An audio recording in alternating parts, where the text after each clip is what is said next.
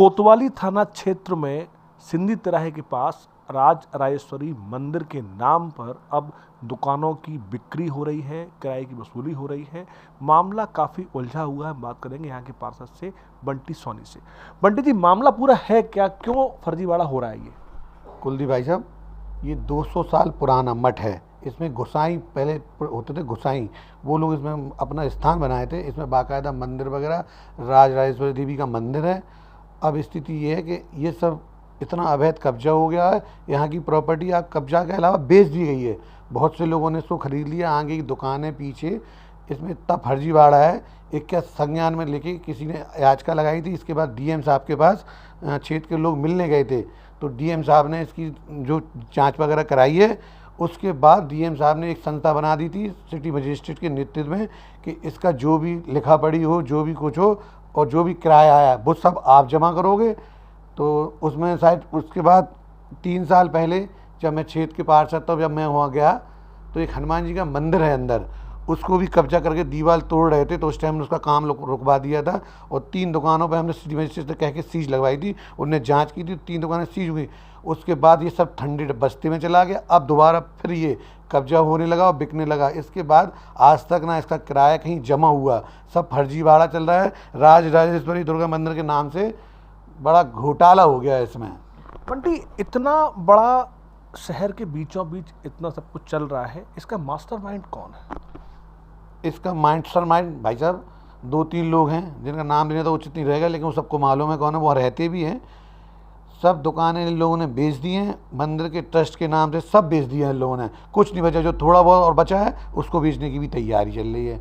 इसमें फर्जीवाड़ा हुआ है। प्रशासन को उसको संज्ञान में लेना चाहिए और सबसे जो कब्जा हुआ ये मुक्त करना चाहिए। शहर की इतनी घनी बस्ती में ये चीज़ है, इसको अगर सरकारी उससे देखा जाए तो इतना बड़ा कोई कॉम्प्लेक्स बन जाए या शहर के लिए पार्किंग की व्यवस्था हो जाए तो लगेगी। तो फर्जीवाड़ा चल रहा है, टोटल लूट। वहाँ पे आप समझ लो व्यापारियों ने जगहें खरीद ली हैं। पीछे आप जाओगे प्लॉट बन गए हैं, बहुत से लोग दुकानें बन गई हैं, 3-3 4-4 मंजिल। बहुत फर्जीवाड़ा हुआ इसमें।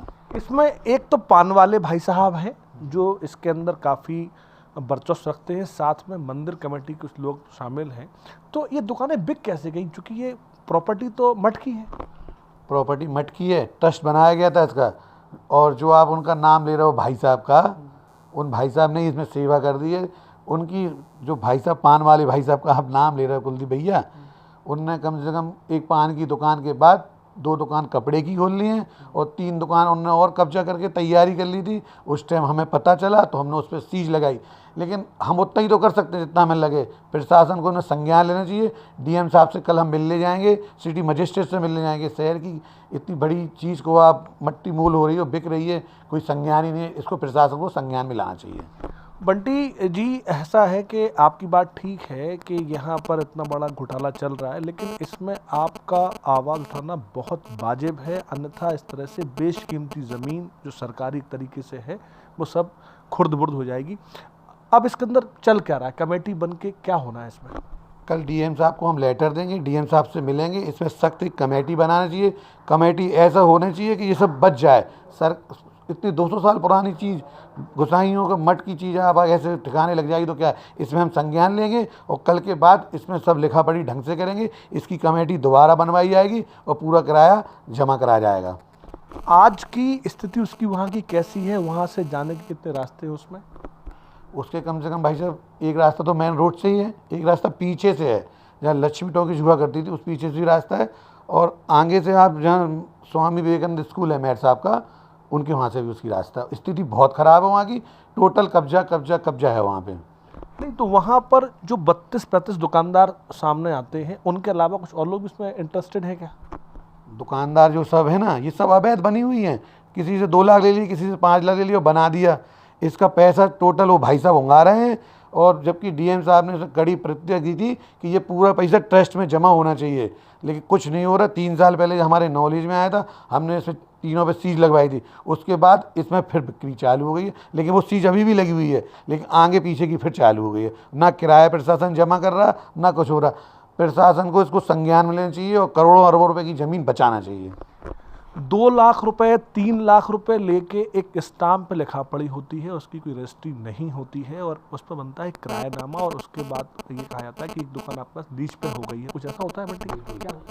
ली 2-3 लाख रुपए लेके एक स्टाम्प पे लिखा पड़ी हो जाती है। दुकानदार को 2-3 लाख में वहाँ दुकान मिल रही है तो वो तैयार हो जाएगा। उसको लग रहा है कि आज हैं 2 साल चल जाए, 4 साल चल जाए, 5 साल चल जाए, हमें 2 लाख तो निकल आएंगे। लेकिन वो कब्जा हो गए 20-25 साल हो गए, 30-30 साल। हम बचपन से देख रहे हैं वहाँ गोसाइयों का बहुत बड़ा टिका, एक वहाँ पर बहुत बड़ा पीछे हनुमान जी का मंदिर बना हुआ है भाई साहब, और उसमें बाकायदा उसमें बावड़ी का पूरा सामान रखा है। उस पर भी वो पान वाले भाई साहब कब्जा करना चाह रहे थे।